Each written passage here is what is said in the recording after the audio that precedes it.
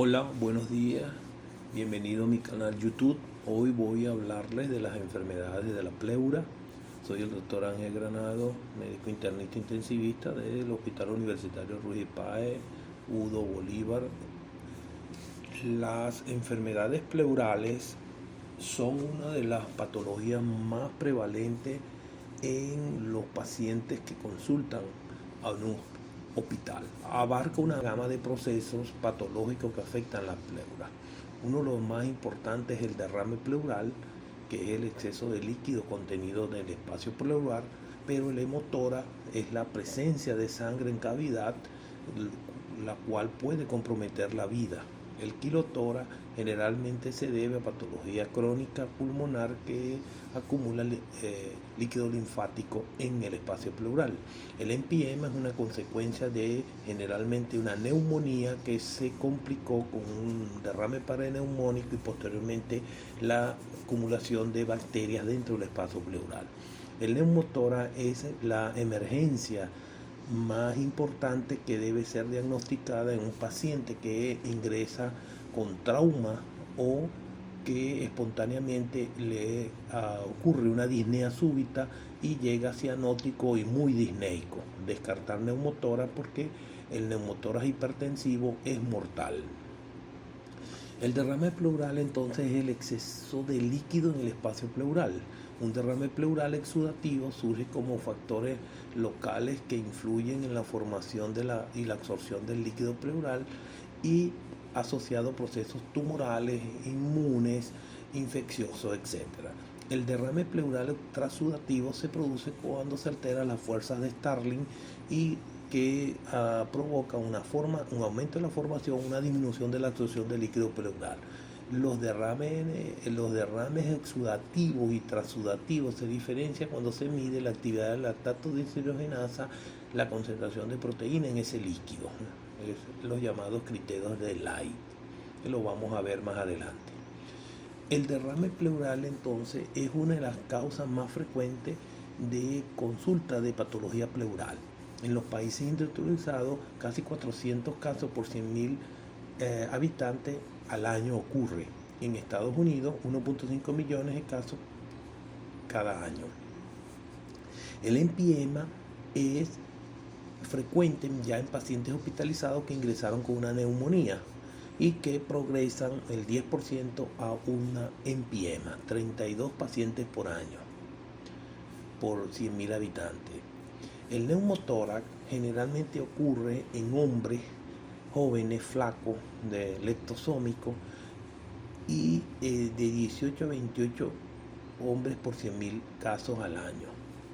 Y mujeres es mucho menos frecuente, 1.2 a 6 por 100.000 habitantes al año. En Estados Unidos ocurren 220.000 casos por cada año.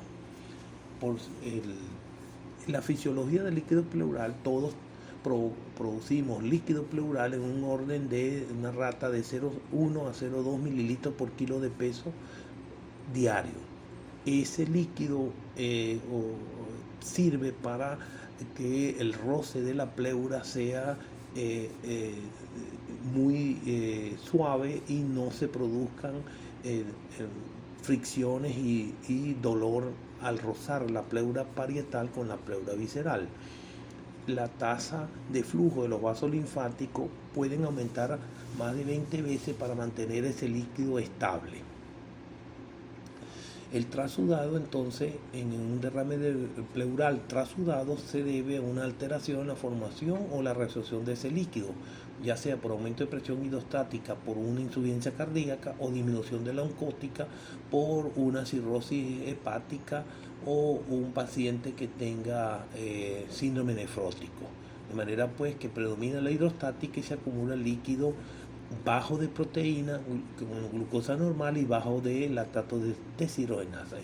Por el contrario, el exudado es un proceso inflamatorio desde el punto de vista puede ser microbiano, puede ser viral, puede ser hongos, etcétera, micobacteria en tuberculosis, donde ocurre una alteración de la permeabilidad y hay una fuga de proteínas LDH hacia el espacio pleural, lo cual representa un aumento en las proteínas, disminución de la glucosa por consumo de la parte de las células inflamatorias y aumento de la lactato deshidrogenasa.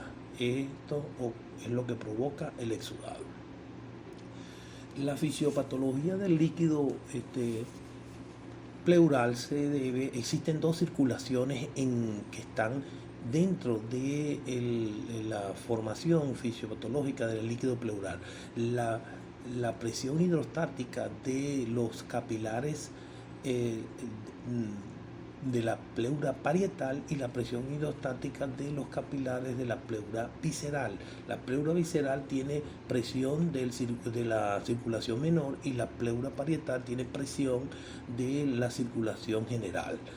Y la característica de las fuerzas de Starling hace de que la que verdaderamente produce la presión neta para formar líquido pleural es la presión de la circulación parietal, donde la fuerza neta que origina es de 6 milímetros de mercurio para la formación del líquido pleural.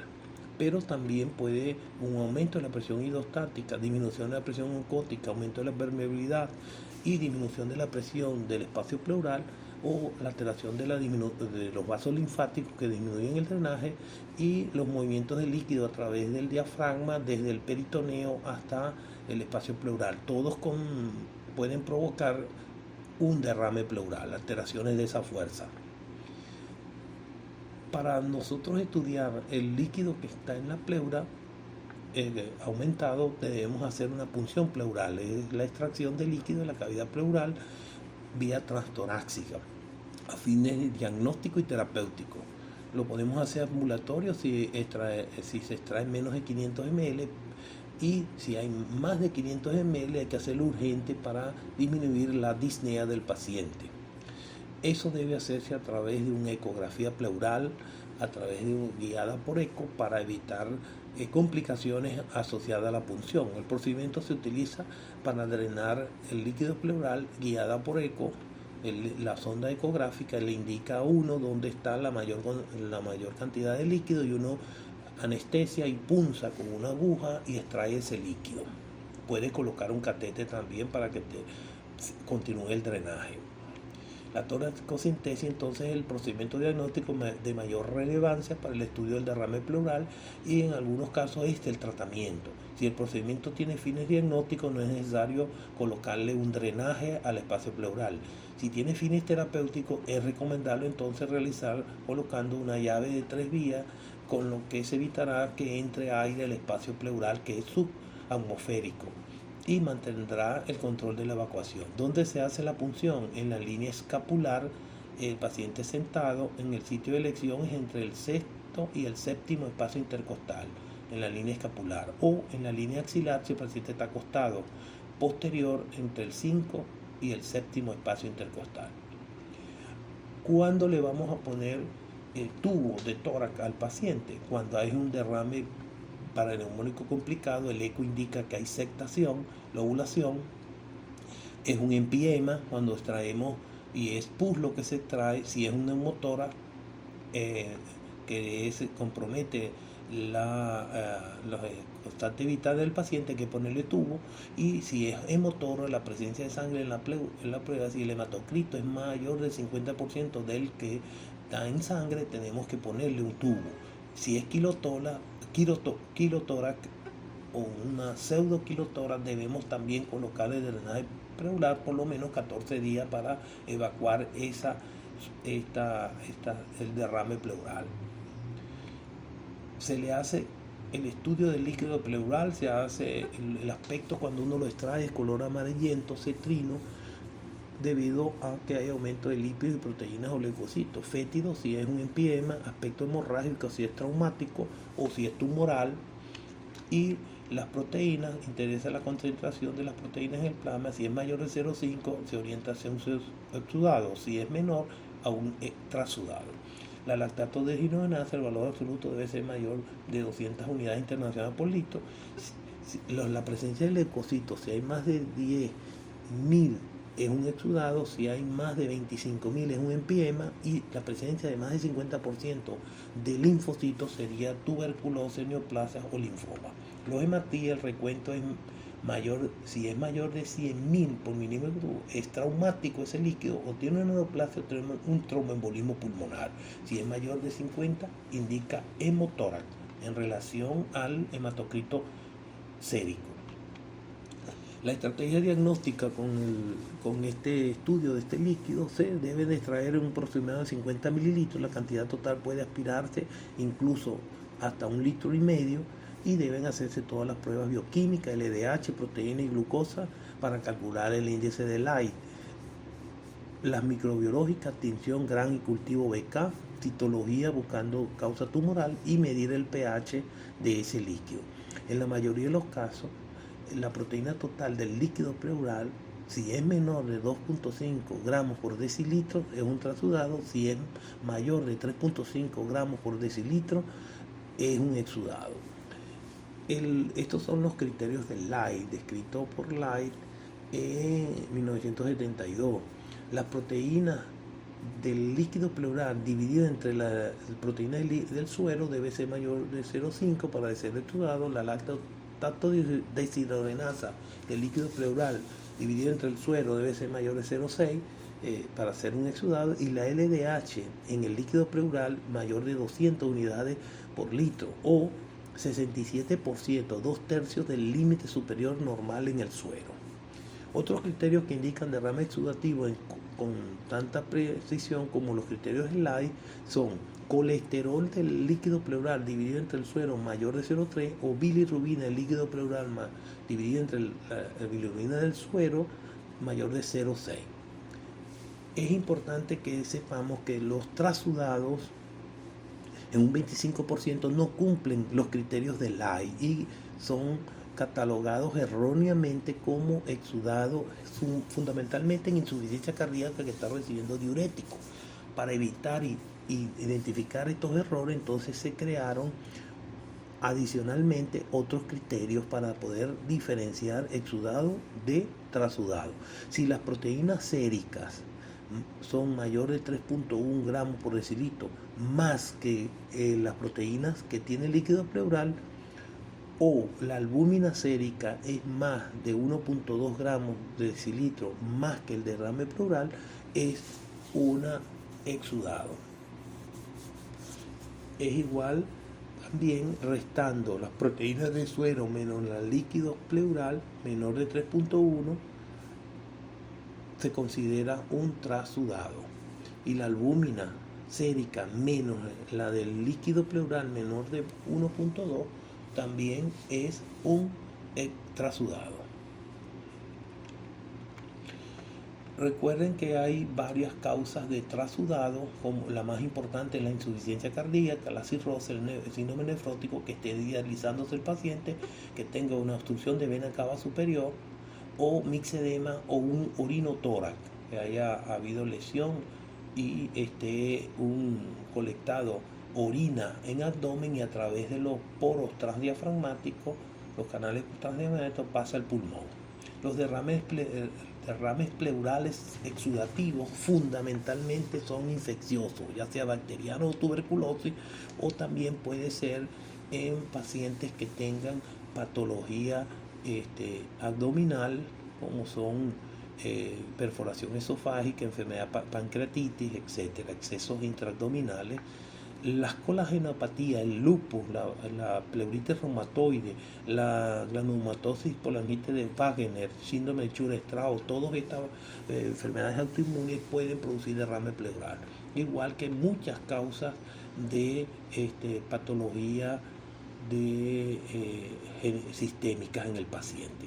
El hemotórax generalmente causa un derrame exudativo, igual que el kilotórax. Las características entonces de diferencial de trasudado y exudado, de acuerdo a la causa, el trasudado generalmente son trastornos circulatorios, falla cardíaca, y el exudado es inflamatorio. La apariencia es ligeramente coloreado, cetrino, pero el exudado es turbio,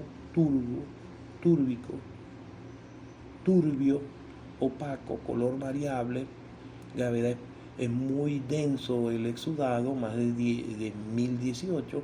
El contenido proteico siempre es menor de 3 gramos por decilitro, mayor de 3 en el exudado. Coagulación rara, frecuente en el exudado. Células inflamatorias muy abundantes en el exudado y bacterias frecuentes en el exudado. Richard Lai de Baltimore fue en que en 1972 habló de la característica de los derrames pleurales, el diagnóstico para separación diferencial entre trasudado y exudado. Y creó sus criterios, que ya lo hemos hablado, y las características fundamentalmente de los trasudados es insuficiencia cardíaca, hipoalbuminemia, cirrosis, nefrótico. Exudados son todas las inflamación, neumonía, cáncer, enfermedad inflamatoria sistémica, lupus, etc. El límite superior de la LDH sérica es de 200 unidades internacionales por litro, pero puede variar en algunos, por eso se usa 2/3 del sérico. Y aquí la diferencia de la proteína sérica y la proteína pleural mayor de 3.1, el gradiente de albúmina de derrame sérico 1.2 y el colesterol más de 55 permiten también diferenciar un exudado de un trasudado. Recuérdese que una vez extraído el líquido del pleural, usted puede tener algunas orientaciones, por ejemplo, el olor pútrido es un empiema por anaerobio. Partículas de comida presentes es ruptura esofágica. Apariencia lechosa es un quilotórax o un pseudoquilotórax o empiema. Y sobrenadante claro es un empiema, y si es turbio es un quilotórax. Apariencia de salsa de anchoa es un absceso hepático amibiano roto en el espacio pleural. Y el olor amoniacal es un orinotórax.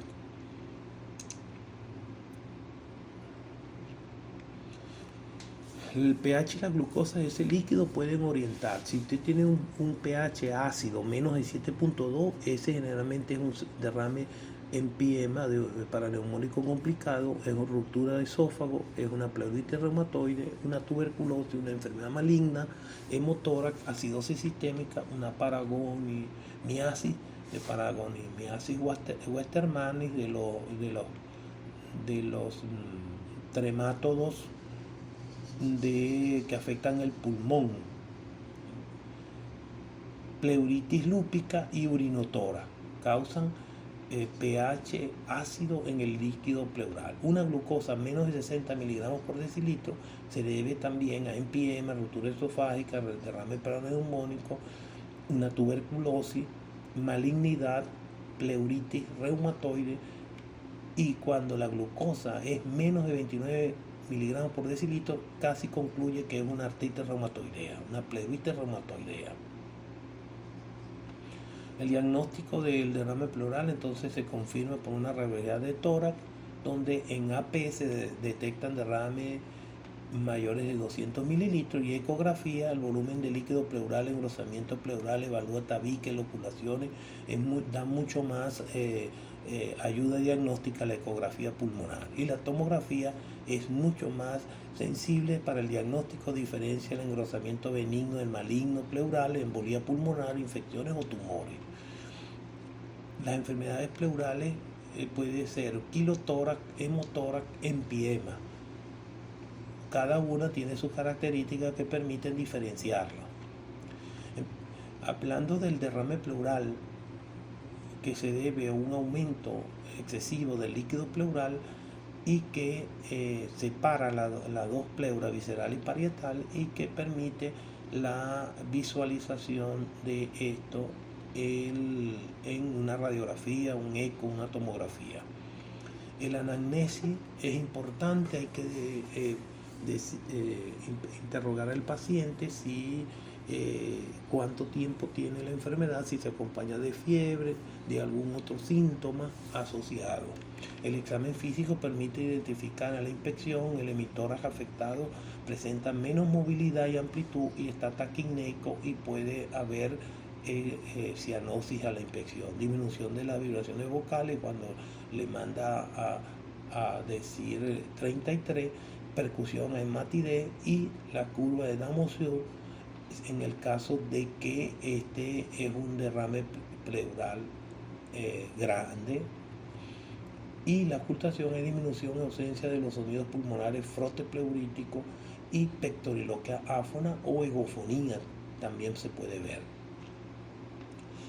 Recordar en el interrogatorio preguntar si el paciente está tomando amiodarona o ha tomado derivados de la ergotamina como bromocriptina o ha recibido algún quimioterápico tipo bleomicina o metrotexate o ciclofosfamida o está tomando algún tratamiento con carbamazepina, tegretol, fenitoína y algunos antimicrobianos como itraconazol y aciclovir que están asociados con derrame pleural medicamentoso.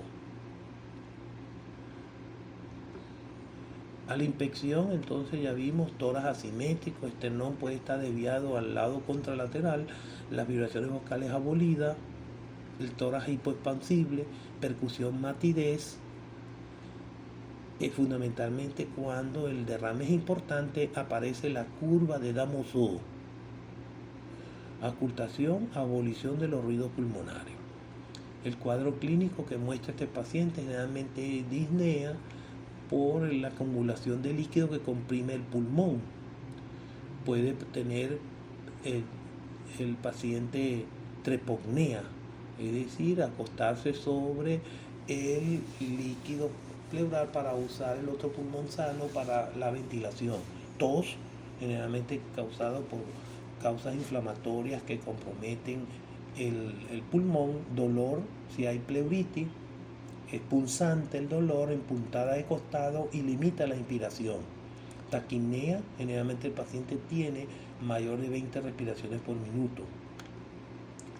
En el estudio del derrame pleural, la primera que hacemos es una radiografía de tórax.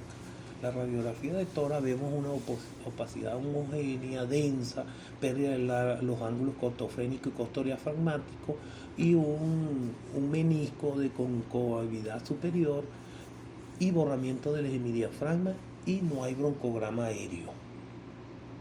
Siempre por la presión barométrica el aire tiene que estar arriba y el líquido abajo.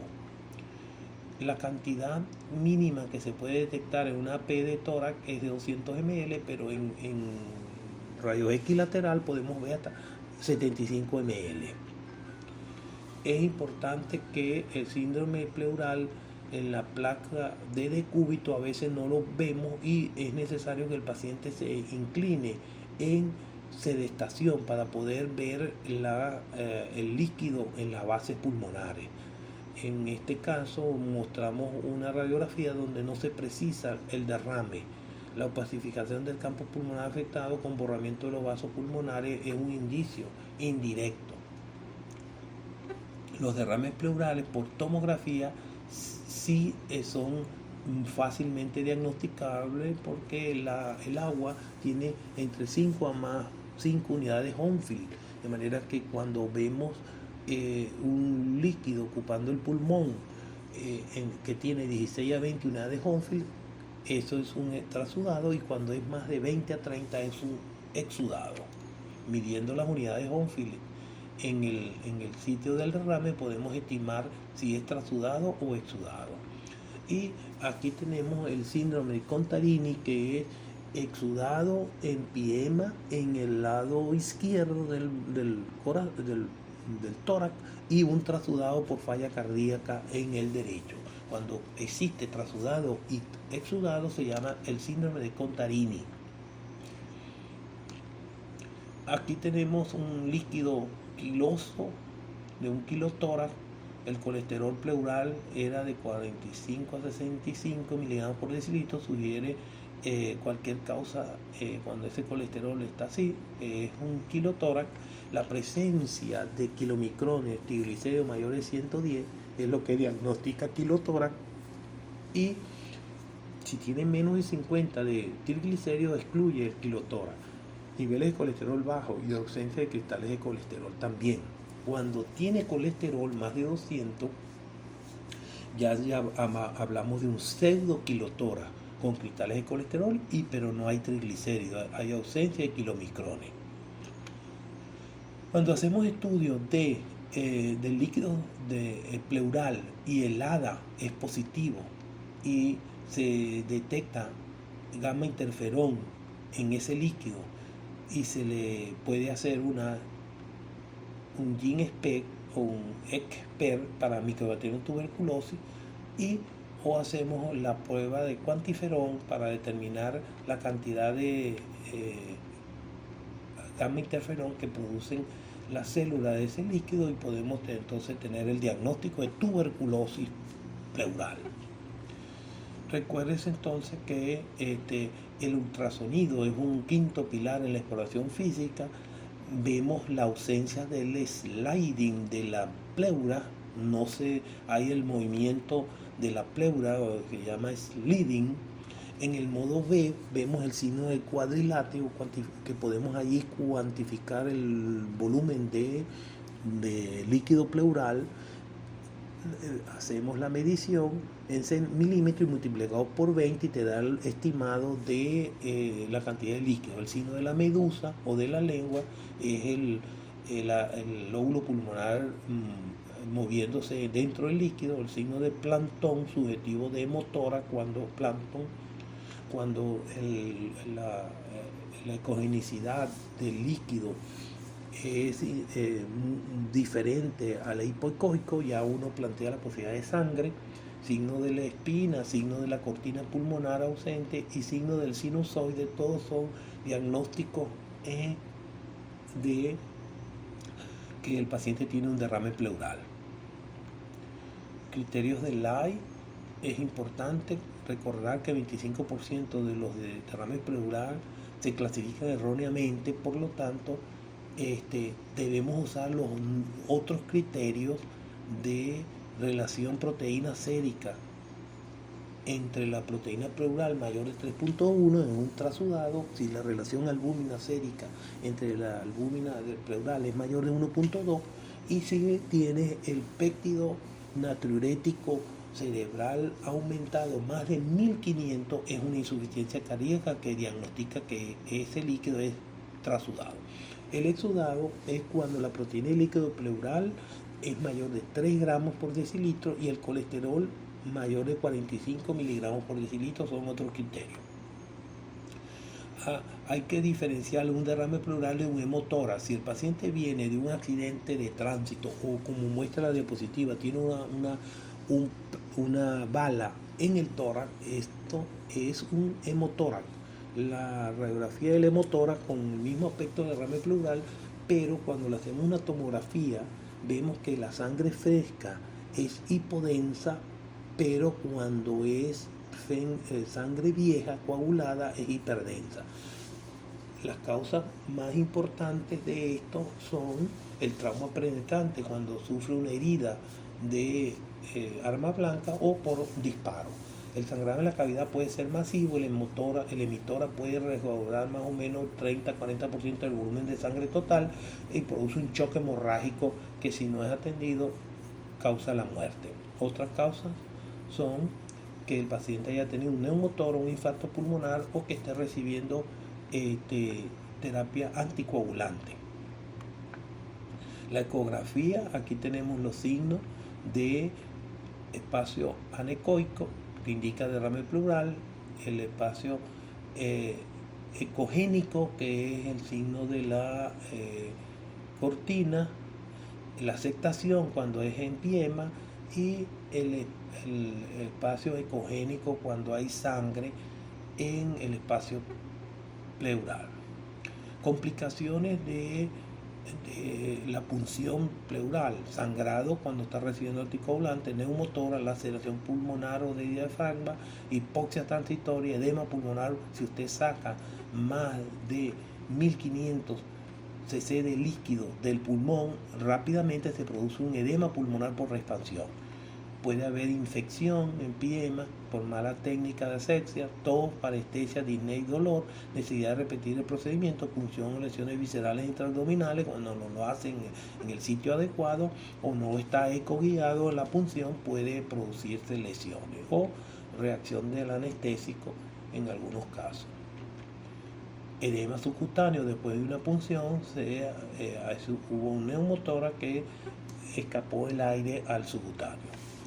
Cuando ocurre una complicación o cuando usted coloca un drenaje, puede ser a través de un sello de trampa de agua o sistema de aspiración continua de 3 vasos o sistema. Este sistema va a usarse de acuerdo a lo que está. Si es derrame pleural trasudado, se usa un sello trampa de agua. Si es un empiema, usamos aspiración o sistema de Bulow para sacar el líquido del espacio pleural. Aquí tenemos la forma nueva a través de Pleurovac, que son unos sistemas que vienen 3 vasos ya incluidos, y finalmente el sistema que es poco usado acá porque no contamos con eso, que es el digital. En la extrema derecha está el digital, donde usted conecta el tubo y ahí se produce el drenaje progresivo y que usted cuantifica y que va regulando la cantidad de líquido que va sacando por hora.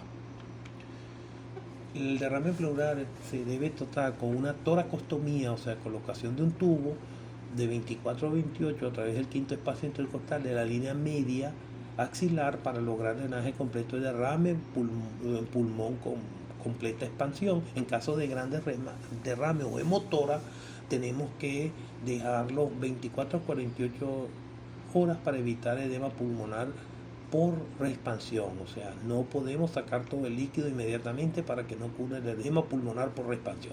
La solución salina, 50 ml, que contiene lidocaína, 2 miligramos por kilo, simultáneamente tramadol para el dolor de la punción del procedimiento de toracostomía.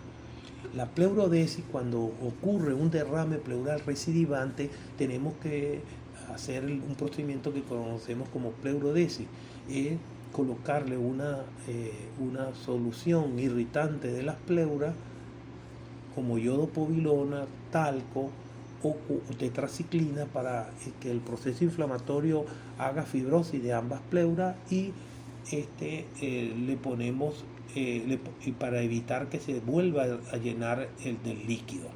Siempre se hace después que ha disminuido en el tubo de tórax menos de 150 mililitros por día y que demuestra que las pleuras visceral y parietales están coactadas. Se realiza entonces la pleurodesis cuando la salida es menor de 150 mililitros por día y se hace con talco o tetraciclina o yodopovidona. Los pleurodesis con talco es una técnica que utiliza polvo estéril libre de asbesto para evitar la inducción de mesotelioma, y se llena la pleura y se elimina el exceso de líquido de los pulmones al hacerse la pleurodesis de ambas pleuras. Toracocentesis, entonces, para aclarar, es la punción de la cavidad torácica se realiza bajo anestesia local en el segundo espacio intercostal con la línea media clavicular o en el quinto espacio intercostal con la línea axilar media para extraer aire o líquido. La toracostomía se inserta un tubo a través del quinto espacio en la línea axilar media para lograr drenaje de derrame y expansión completa del pulmón. Y la pleurodesis es para provocar irritación de ambas pleuras y que se sellen y evite de que se vuelva a producir derrame pleural. La pleurodesis se hace por irritación química o mecánica. Otra de las complicaciones de las enfermedades de la pleura es la aparición de infección bacteriana purulenta en el espacio pleural, que se llama empiema. La formación de un empiema está dada por 3 fases: la exudativa, que es los primeros 3 días, la fibrino-purulenta, que es las primeras 2 semanas, y después la organizativa, con formación de fibrosis en la pleura después de los 14 días. Entonces, el derrame paraneumónico al principio es 50% no bacteriano y un 5 a 10% se hace empiema posteriormente. La aspiración, la mala higiene dental son factores de riesgo: broncoaspiración, la desnutrición, el abuso de alcohol, pacientes que convulsionan, drogas por vía intravenosa, inmunosupresión, edades extremas, menos de 18 y más de 65, neumonía parcialmente tratada y reflujo gastroesofágico. En la fase exudativa la glucosa es mayor de 60, el pH no es mayor de 720. En la medida que aparecen los polimorfos nucleares, los detritos, se baja el pH y la glucosa también. Y ya en la fase organizativa el depósito de fibrina, más del 50% de estos pacientes. Los síntomas son dolor preurítico, fiebre con escalofrío, disnea, tos, anorexia y pérdida de peso. En la fase fibrino-purulenta se acumulan coágulos, membranas y fibrina en el espacio pleural y acompaña invasión bacteriana desde el parénquima pulmonar. El líquido es turbio con pus franco, pH menos de 720, glucosa menor de 40, LDH elevada, supera las 1000 unidades internacionales y parámetros son utilizados como marcadores bioquímicos de la inflexión pleural complicada. De la segunda a tercera semana aparece la fase organizativa, invasión de fibroblastos con formación de membrana de tejido fibrótico que limita la expansión torácica. De no ser tratado en este punto puede ocurrir formación de una fístula broncopleural, absceso pulmonar o drenaje espontáneo a través de la parada torácica que se llama empiema necesitado. A la inspección, el empiema tiene tórax asimétrico, vibraciones vocales abolidas, tórax hipoexpansible, matidez en la base pulmonar, el aumento de la cara lateral del emitora comprometido y abolición de los ruidos pulmonares en la fase y puede ocultarse un flote pleural cuando hay poco líquido. El diagnóstico se hace por rayos X, la sensibilidad de la radiología de tórax en las proyecciones laterales, posterior anterior y anterior son más del 80% con una buena especificidad. El ultrasonido es considerado el procedimiento de estándar por su efectividad diagnóstica, con lo que dice el derrame, permite calcular el volumen y evidencia la presencia de septo, guía para la toma de la muestra. La tomografía puede documentar la normalidad del espacio pleural con etapas tempranas del derrame pleural. El empiema característicamente es un derrame pleural infeccioso, purulento, generalmente loculado. En los niños generalmente lo produce el neumococo. En los adultos el estafilococcus aureus, los gram negativos y anaerobios. También la tuberculosis, Mycobacterium tuberculosis. La radiografía es similar al derrame pleural, usualmente unilateral, muy asimétrico, con ángulos obtusos y a veces lenticular. La colección en tomografía se observa con una cápsula que realza cuando se usa contraste iodado. Puede aparecer aire en su interior cuando el proceso hay formación de aire por anaerobio. Las bacterias que están presentes en el empiema pueden ser gram negativos, gram positivos y anaerobios. Los gram positivos más frecuentes: Staphylococcus aureus, Streptococcus pneumoniae, Streptococcus pyogenes, Enterococcus fecalis y Staphylococcus epidermidis. Los gram negativos: Escherichia coli, Klebsiella, Pseudomonas, Haemophilus influenza, Proteus y Enterobacter. Y en anaerobio los más frecuentes son Bacteroides, Pectostreptococcus, Fusobacterium y Provetela. El tratamiento de este empiema se hace de acuerdo a la microbiología que sospechemos. Se hace con drenaje de la cavidad, uso de trombolíticos si hay mucha fibrina y para que ocurra el drenaje eficaz.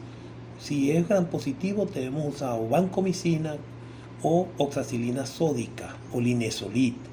Si es anaeróbico, la sospecha que tenemos es clindamicina, amoxicilina clavulánico, imipenem o meropenem. Si es bacilos gram negativo, usamos beta-lactámico asociado a un aminoglicósido o un carbapenem. Para cada bacteria debemos usar un antibiótico específico.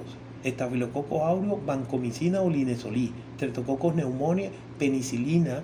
Pero si sospechamos que es resistente a penicilina, usamos algunas cefaloporinas de tercera generación como ceftriaxona.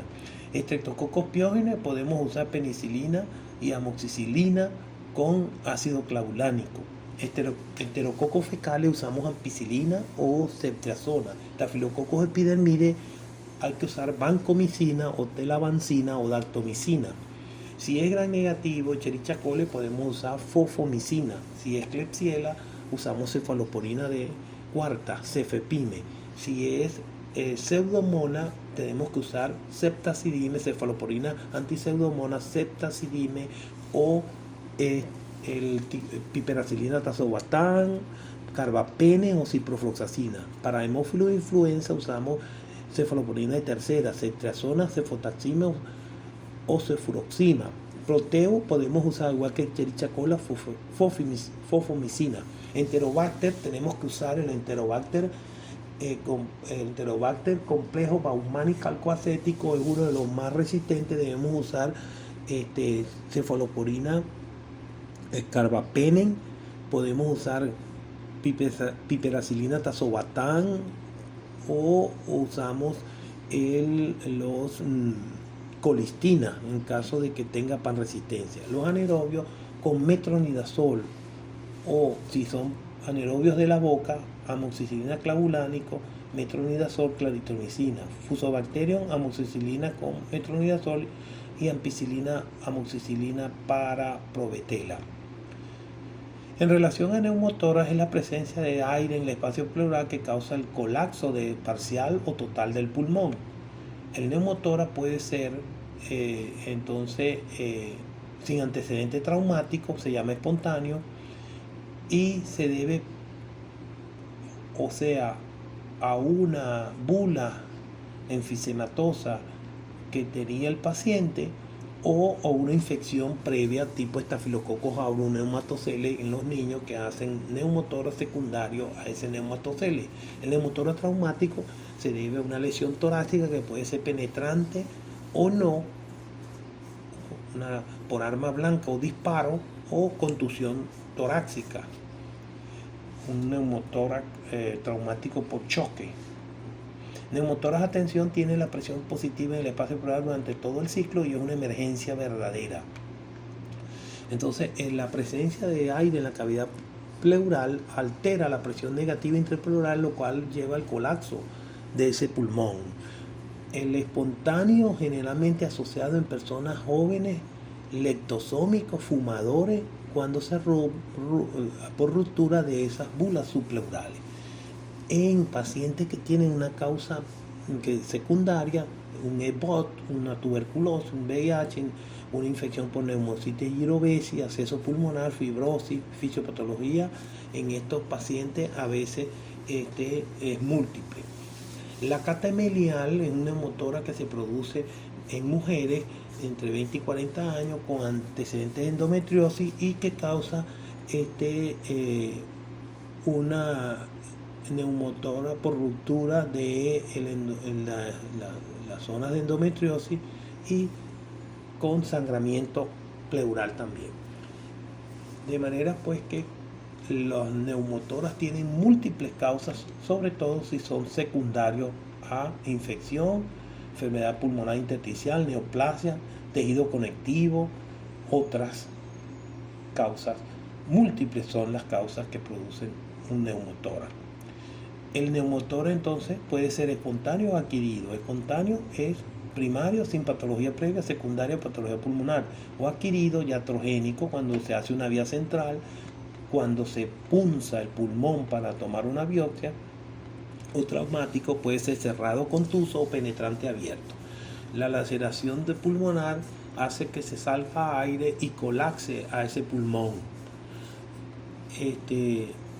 En el caso que entra aire por una lesión penetrante, se produce entonces el neumotórax.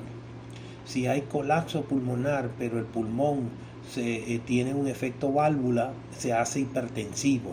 Ese neumotórax, originando la triada de Gilliard, que es disminución y abolición de las vibraciones vocales, hipersonalidad o timpanismo, y disminución y abolición de los sonidos pulmonares. La clínica puede ser asintomática si es pequeña, y puede haber también dolor pleurítico, tos seca y disnea. El diagnóstico definitivo lo hacemos rápido por una viendo la línea de pleura visceral y ausencia de trama vascular e hiperclaridad de la zona afectada. Las pruebas complementarias son hacerle un gasometría si el paciente está disneico, demostrará mayor o menor grado de hipoxemia, aumenta el gradiente alveolo arterial y escalosis respiratoria si el paciente está hiperventilando. El electrocardiograma puede mostrar inversión de la onda T y QRS de pequeño voltaje. Las complicaciones de neumotora puede ser la recidiva, que haya edema pulmonar por reexpansión cuando se hace la expansión del pulmón rápidamente, que quede una fístula, puede haber hemoneumotora porque se rompió un vaso en el parénquima pulmonar y puede haber por la colocación del tubo neuralgia intercostal o neumotoras a tensión hipertensivo por efecto válvula. El neumotoras espontáneo puntualizando sucede sin causa precipitante específica en una persona que no presenta enfermedad pulmonar conocida, está asociado al consumo del tabaco y el biotipo morfológico asténico lectosómico. El hallazgo más frecuente es la ruptura de pequeñas bulas subpleurales. El hábito tabáquico es una causa importante. El traumático es consecuencia de la fuerza cinética del objeto que impacta, ya sea contuso, bala o una arma blanca. La etiología generalmente en contuso hay fractura costal, la herida torácica penetrante, las lesiones traumáticas del árbol traqueobronquial se ven menos frecuentes. Frecuente el neumotórax traumático acompaña un hemotórax. En esta imagen se ve heridas por perdigones y fracturas costales. Procedimientos diagnósticos cuando se hace una aspiración con aguja transtorácica, la toracocentesis, colocación de catéter venoso central, ventilación mecánica y regeneración cardiopulmonar en el masaje cardíaco. Son todas causas de neumotoras iatrogénico. La clínica es disnea súbita en el espontáneo con dolor pleurítico. Hay timpanismo y no hay auscultación de los ruidos respiratorios. Aparece la disnea, que suele aparecer de mayor frecuencia e intensidad en pacientes de enfermedad pulmonar subyacente, dolor torácico unilateral que se irradia el hombro, sudoración, cianosis, hipotensión, cuando el neumotor es atención, inestabilidad hemodinámica. Otros síntomas menos frecuentes: tos no productiva, síncope, pérdida del conocimiento, sangramiento, tos con expectoración y debilidad de extremidades superiores. Ya vimos los hallazgos del lado afectado. Puede haber enfisema subcutáneo al tocar el área donde está el neumotórax, disminución, ausencia de frémito, hiperresonancia, timpanismo en el pulmón y los ruidos abolidos. Ahí ven una radiografía de tórax donde se observa la línea de neumotórax, y en el lado derecho vemos un neumotórax de atención, cómo se desplaza la tráquea y la silueta cardíaca, indicando que hay un aumento de presión en el lado izquierdo.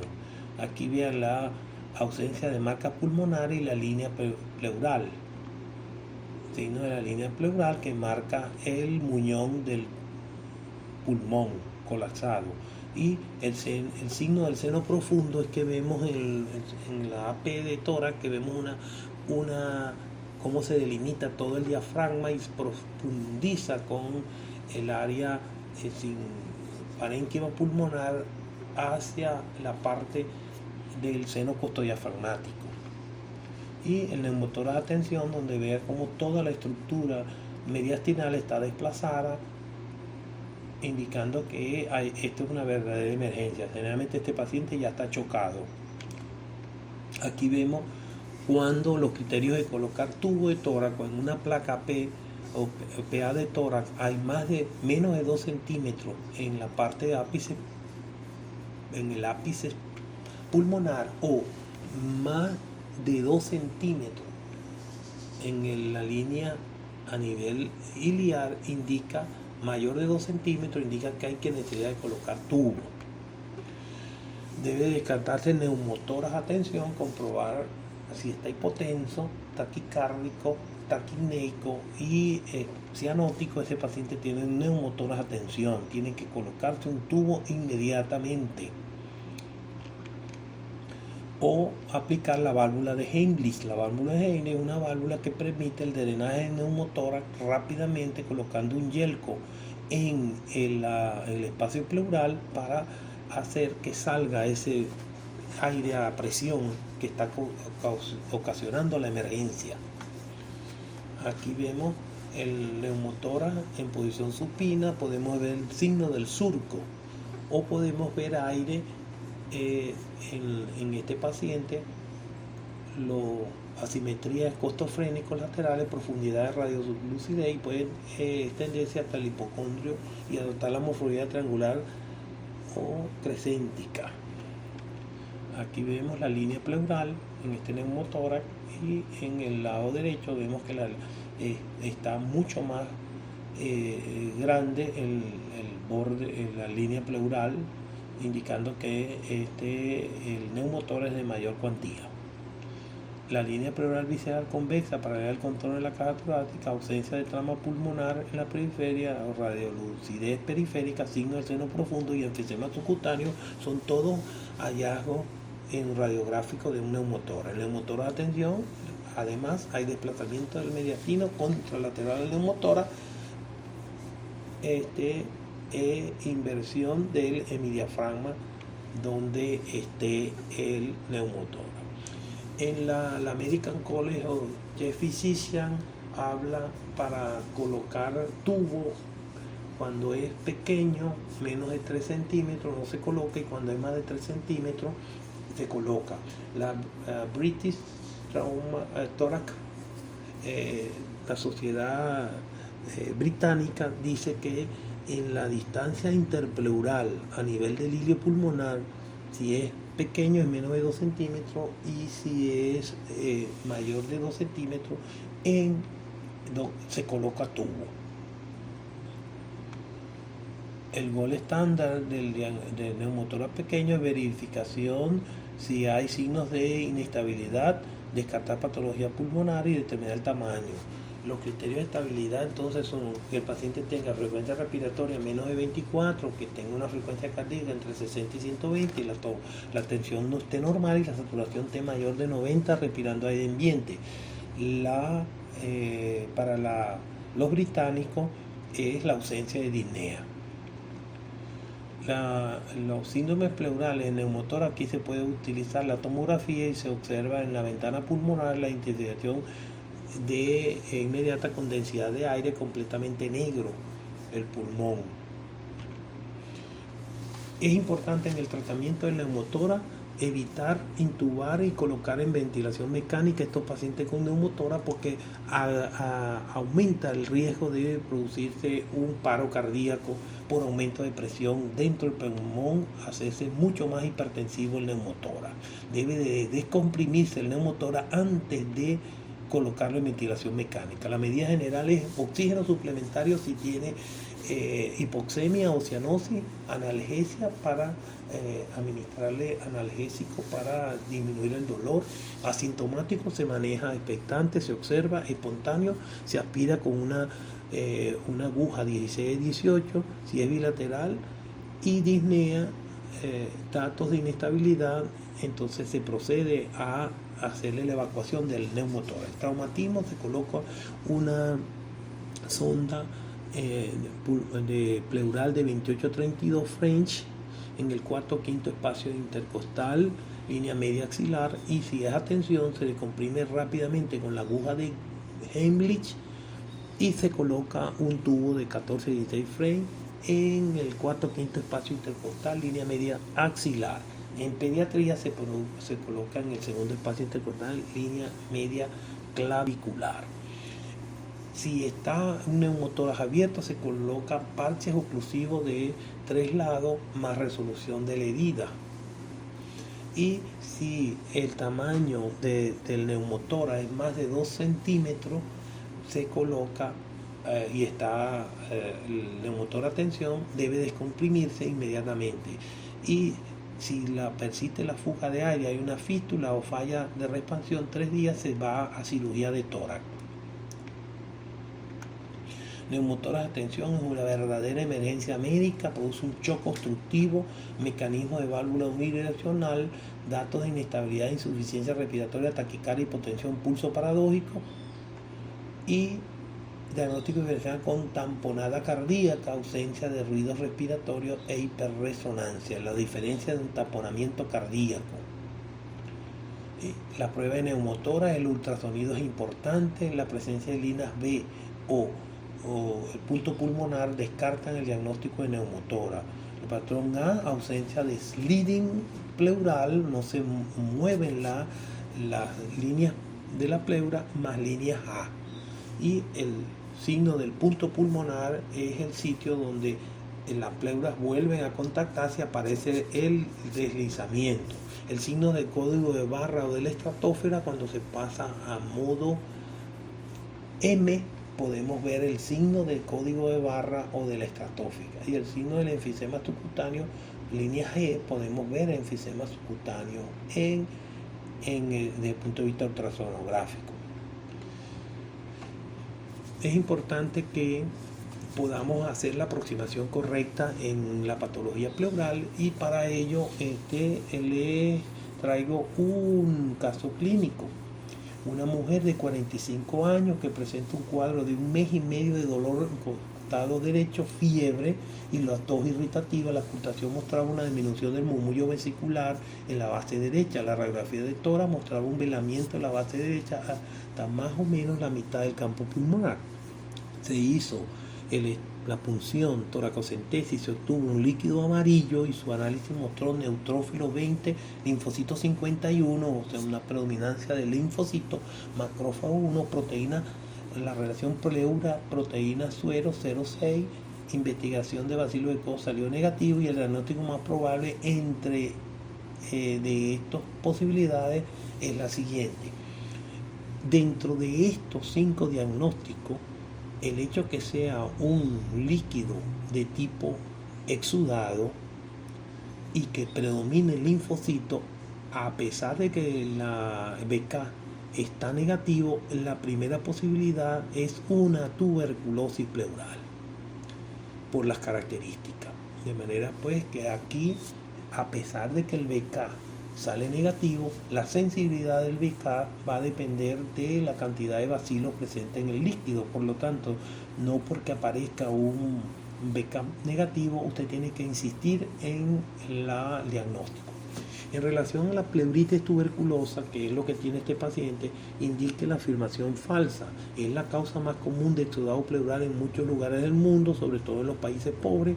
Se considera una reacción de hipersensibilidad a la proteína tuberculosa. Es un exudado, predominan los neutrófilos primero y los linfocitos después. En ocasiones el diagnóstico se realiza con la demostración de granulomas en la pleura si le hace biopsia pleural, y responde mal a las tuberculostáticos, aunque en ocasiones se resuelve espontáneamente. Esa es la falsa. La pleuritis tuberculosa responde muy bien al tratamiento antituberculoso. Los demás son verdad. En la toracocentesis se tiene un líquido de pH 740, un nivel de glucosa 58 y en relación LDH pleural, LDH suelo de 0,3 y una celularidad de desequilibrio del linfocito. Señale la afirmación correcta. Esa afirmación es sospechoso de un síndrome linfoproliferativa. No, es un exudado probablemente tuberculoso. Allí la LDH está en suero es 0,3, da un trasudado. ¿Hay indicación de biopsia pleural? No. ¿Y es compatible con pleuritis con artritis reumatoidea? Tampoco, por la glucosa. La glucosa está en 48, en la pleuritis por artritis reumatoidea está en 26 o menos. Es compatible con un trasudado, esa es la verdad. Con este caso hemos terminado la aproximación de las enfermedades pleurales.